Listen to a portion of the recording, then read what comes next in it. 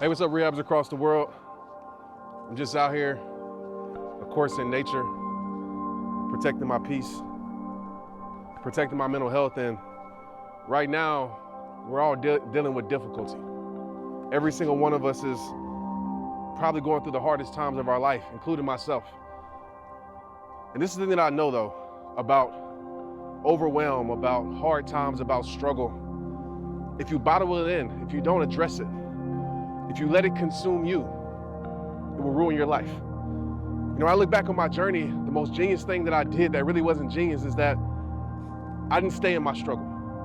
I adjusted. And with me playing sports and playing football, I knew that adjustment is one of the greatest things that you ever could do. There's plenty of teams that come into the game with the great game plan and your quarterback gets hurt or something goes wrong or the other team has planned better. And the only way you're gonna win the game is if at halftime you adjust. And so the question I want to ask you right now is, what are the adjustments that you're going to make in your life? Maybe it's your business, maybe it's your personal life, maybe it's your relationship, and I get it. You're home with your kids, you're home with your spouse more than ever, and it's just a different world for you. But as I always tell you, your perspective is everything. Your perspective can either be your power or your prison. You know, a few weeks ago, this was all brown, this was dead. A storm came, and as you see now, it's green, as if it's been green. And it made me realize the beauty of the storm. Storms are inconvenient at times. To be honest, they suck at times, but also storms produce new life, new growth, new beginnings. And this storm that you're in right now, it's the question I've asked myself is that, what's the new beginning this storm is gonna produce? What's the new life?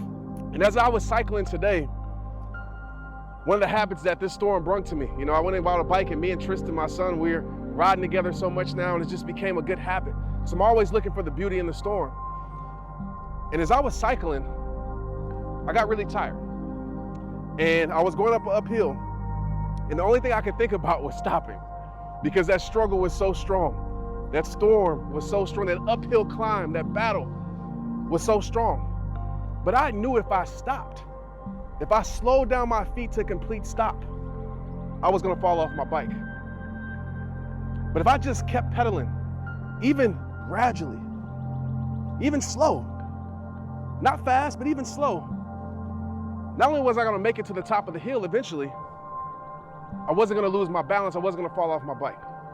And you might be thinking, Trent, what does that have anything to do with my life right now? Well, you're just like that bike. And right now, you're in an uphill climb.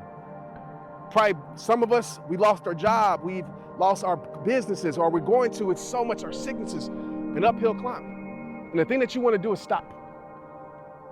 And to be real with you, that's the worst thing you can do. So take a day to let overwhelm set in. But after that day, you got to make a decision. Either you're going to keep pedaling, or you're going to stop, and you're going to let this thing defeat you. You got to fight for your life, man. You gotta fight for your peace. You gotta fight for your family. You gotta fight for your company. You gotta fight for your health. And that's what leaders do. You can't just choose to lead when it's easy. Leaders step up when it's hard. And you have that leadership inside you. And it's time for you to step up. But like I tell you at the end of every single video, it all starts with you.